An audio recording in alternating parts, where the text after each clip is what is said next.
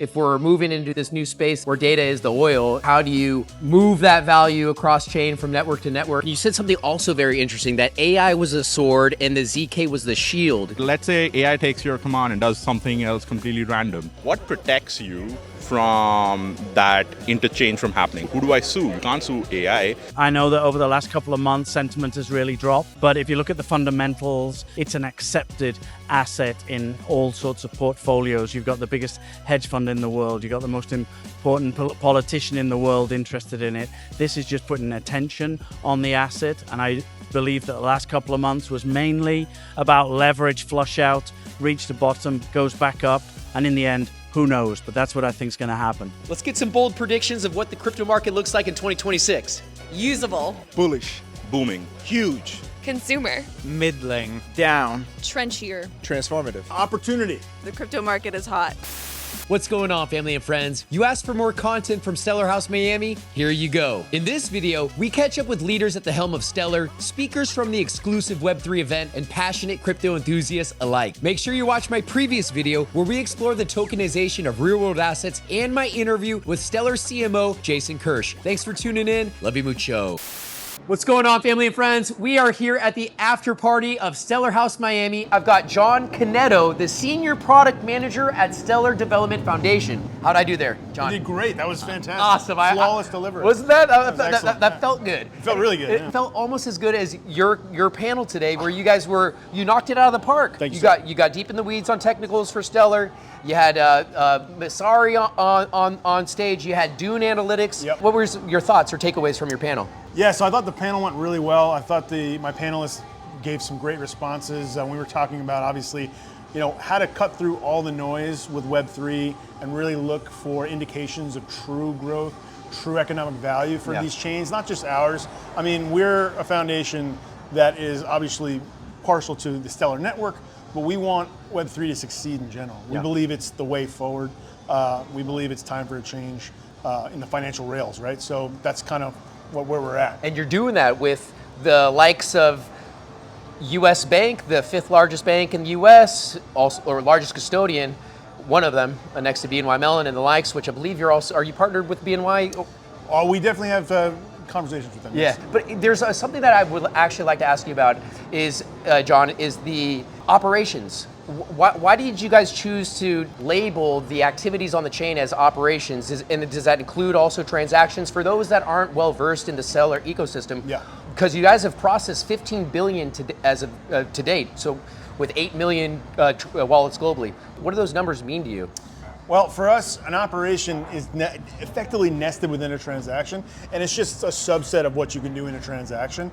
And it's, so, let's say you are sending a payment, processing a payment, doing a trade, right? I mean, so it's anything you could do in a transaction, right? And we believe that kind of granularity and detail can afford folks the ability to track what's going on better. And one of the things we're trying to do is have an immutable source of activity that's a source of truth, and that you can see everything that's going on chain and understand it without having to dig further into like just an envelope transaction. Man, you guys have had some really great panels today, but I believe it was on your panel where you were, how do you organize that data, and then how is that data also generated as a source? And for me, I found value in that, because if we're moving into this new space of where data is the oil, how do you move that value across chain from network to network? And it was really interesting to hear how Dune quantifies and maps out all this, the analytics. You asked a question about what metrics these guys are watching. What metrics are you watching?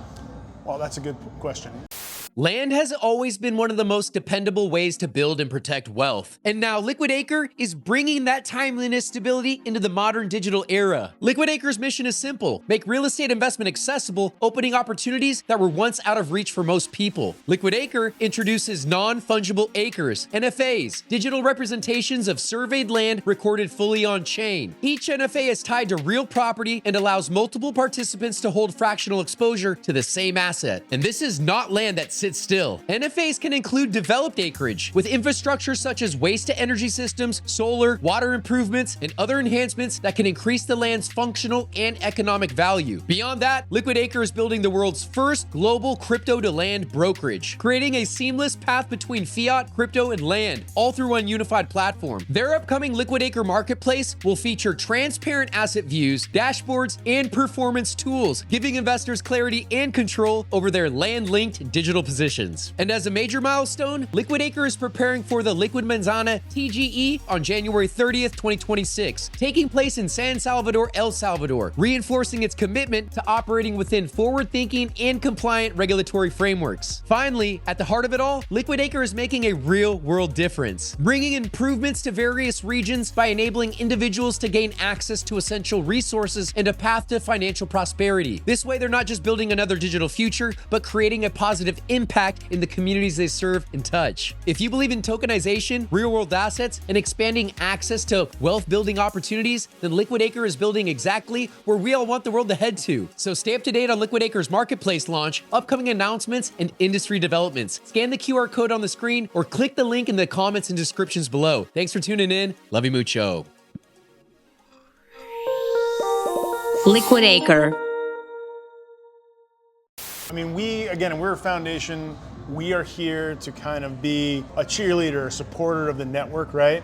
So what we're looking at is basically who's using the network and for what purpose, and are we achieving what we set out to do, which is create more robust financial equity across the world, to let people just transact who don't have the same privileges that we have, that we're very fortunate to have here in the States, right? So like, we want everyone to have the same access to financial products, right? So in order to do that, you need intuitive and robust access to like what's going on chain.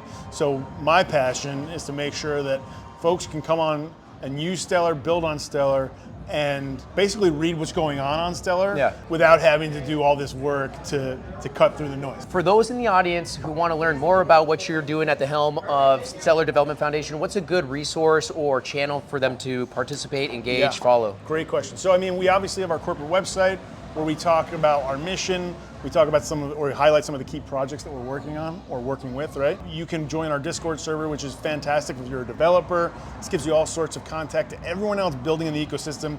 These folks are super passionate about what we're doing, and they're here to help if you have questions about what you want to do. Other than that, follow us on socials. You can reach directly out to me if you want. I mean, we're always willing to talk to anyone who's passionate about the same thing we are and who wants to build on the network. I've got Shiv Shankar, the CEO of Boundless, who just came off stage with Wormhole and the Stellar team. You guys had a great discussion on stage, Shiv, and I would love to dive into some of the things you discussed as far as why the financial institutions of today need to pay attention to blockchain. If you don't mind reiterating some of those statements. It was a great conversation, like you said. A lot of institutions are now seeing the value of blockchains, and institutions basically run their business, and they have two sort of axes along which they sort of measure themselves. They need to be legal, and they need to maximize profits. These are the two sort of constraints that need to operate in. And as teams like Wormhole, Boundless, Stellar, and a bunch of other folks start working together, we are creating solutions for them within that constraint of how to build better privacy pools, better private pools for transactions, shielded transactions. ZK enables all of these things. ZK has come into its own over the last couple of years, and as the privacy meta also accelerates, larger institutions are seeing the opportunity to lower their cost of operation, be able to move funds around more smoothly, access more customers, thereby increasing their profitability. And the thing that we're really focusing on is like staying within regulations. How the regulatory environment itself is changing to be more favorable, but also the technology is like jumping to meet the challenges of the times. Great time to be an institution, great time to be in Web3. I think both those worlds are colliding. You said something also very interesting, that AI was a sword and the ZK was the shield. Can you explain what you meant by that for those in the audience that would be intrigued? This is also something Balaji says a lot, like huge fan of Balaji, so sometimes I just reuse his thing. I should have actually mentioned that I can attribute that quote to him. But in a lot of ways, AI is kind of run away, right? Like what it does is like take some prompts, some commands, and sort of runs away and does a bunch of stuff for you. Everybody can already foresee what's going to happen. You're going to talk to Siri or talk to Alexa or talk to one of these agents, the agentic web, and be like, buy me coffee, buy me detergent, book a meal or whatever. But let's say AI takes your command and does something else completely random. What protects you from that interchange from happening? Let's say, you buy something cheap and it ends up buying you a new car. You're like, shit, I'm down 20 grand. Like, what am I supposed to do? Who do I sue? You can't sue AI. But maybe what you do is run all of this within the context of a verifiable compute, ZKVM, essentially, and you can actually show what happened. You can say, hey, the inputs were wrong. I said the right thing, and AI just ran away. That's how you protect yourself against AI. Do you envision then insurance being packages being designed for these AI use cases? 100%. Like the whole point of like running financial institutions is they look for counterparty risk. They're like, how do I write this risk off my books? Insurance. That's why the size of insurance markets is like 10 times the size of the actual financial market. So you need to be able to insure stuff. Blockchain is essentially data that can't be modified. Verifiable compute, or ZK, is computation that cannot be falsified. This gives you the shield against like an agent sort of like running within that context, and it can be like, it can't change the nature of the information on blockchain, nor can it like reverse the proof itself. So that allows for this like very safe container within which you can let AI run loose and control it, and also, as an example, as a financial institution, insure against it. It's like, hey, if my AI agent does something weird, I've got your back. Yeah. What do you think the world looks like when your ID follows you around from platform to platform, like you mentioned, a honeypot, and not having to re-verify your credentials from entity to entity? That actually is going to be one of the more important things on the individual level. Because every company right now that operates or does something useful needs to KYC. Maybe even sometimes it's not even in the financial space, they need to know a little bit about you. What they'd really like to do is know about you and not hold any information. We're rapidly entering that space where you carry your proof around with you and you can give it to someone or an entity, a Lyft, an Uber, or what have you, and they can verify information about you, but can't learn anything you don't want them to learn about. Maybe the point of like giving out some proof is to show that you're above 18 and you can watch this movie or drink a beer. Maybe that's all you want to like share. You don't want to share your home address, your color of your eyes, your height, everything that a driver's license actually like exposes. This allows you to do that. So you want to like put that proof on your phone and carry it around. Your proof of your passport. Maybe you have like TSA pre-check. Why are we carrying all of these cards around? Why doesn't it get on your phone?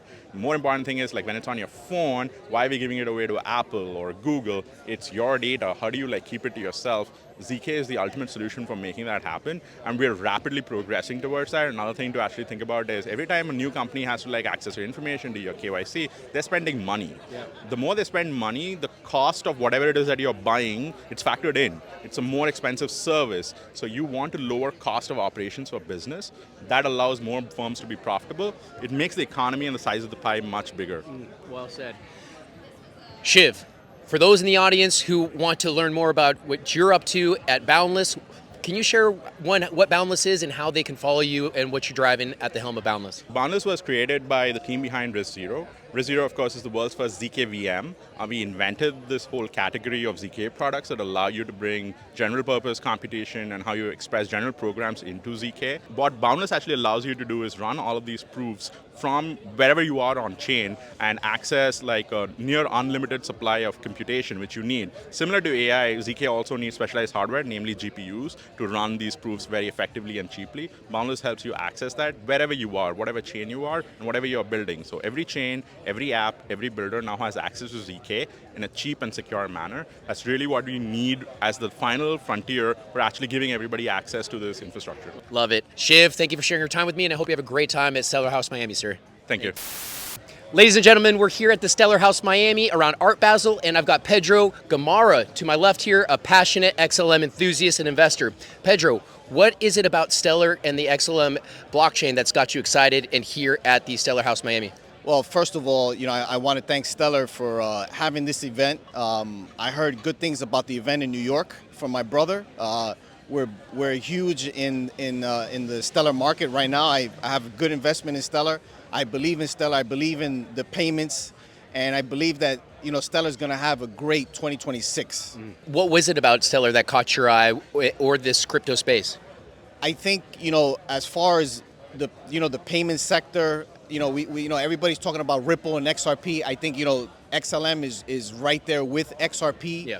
and it's kind of like the little brother of XRP, but we can't sleep on Stellar. Stellar is going to be huge in 2026 and beyond. Have you heard the narratives that Stellar might be supporting for the microtransactions, and then XRP might be the back end settlement? Well, XRP is going to be with doing the bank transactions, and then XLM is going to be doing the transactions between people and the more smaller transactions. Is there any other cryptos or chains outside of XLM and XRP that caught your attention? Well, HBAR as well. Cardano's doing is I'm big on Cardano, XDC, which the stock market is going to be running on XDC. You also got Aragon as well. That's similar to XLM in a way. Going to be working with banks as well. Everything in the ISO 222, which they just flipped the switch this past Saturday. So I'm looking forward for a big 2026. So I'm here to support Stellar. For those that are watching in the stands, on the fence, anxious to get in, what would you say to those individuals? Get in now. Get in now before it's too late. Not financial advice. What is something that you don't feel is discussed enough for women investors alike? I think that it's a generalization, but oftentimes there's like generally men are more comfortable with risk and women are more risk adverse. So I would just say just to be bold and to don't invest more than you are unwilling to lose, but make some bets and see what happens. Yeah. Last question. Predictions for 2026. Oh my gosh. Stablecoins, prediction markets. I don't know. I don't have anything fresh really to say around it, but That's because you just came off stage and dropped so much alpha here at the Stellar House Miami. Thank you. I would say that's the alpha right now is like stablecoins on one serious side of the industry and then prediction markets maybe on the more gambling side. Well said. Well. I've got Jason Barraza, the COO of STM, the brainchild behind the Tokenize This conference, which was in New York City this year, which I got to help out a little bit, and so much more. Jason, how you doing today? Doing great. It's great to see the crypto community live, and well, obviously a Stellar House is popping out here, and just really excited for what's 2026 is going to bring for the tokenization space, the Web3 space in general. What is the vibe like here at the Stellar House Miami? People are building, people are talking about new use cases, which is always great, obviously on the Stellar blockchain. It's really cool to see people just maturing up on the types of projects that are now coming into production and whatnot. I'm just really excited for what they're going to do next year. Getting any inspiration for Tokenize This 2026? Definitely starting to. We're starting to plan it now. It's a big conference. Every year it gets a little bit bigger and bigger.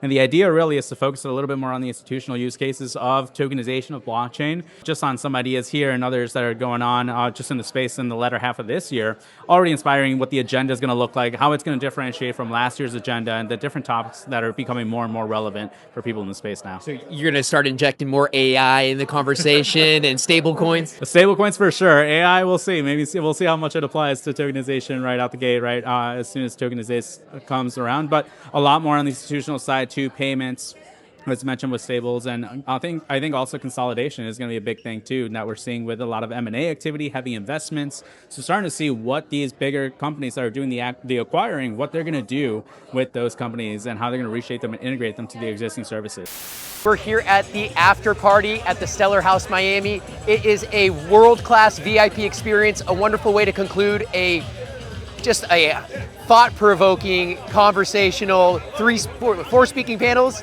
Anyways, thanks for tuning in. Love you mucho.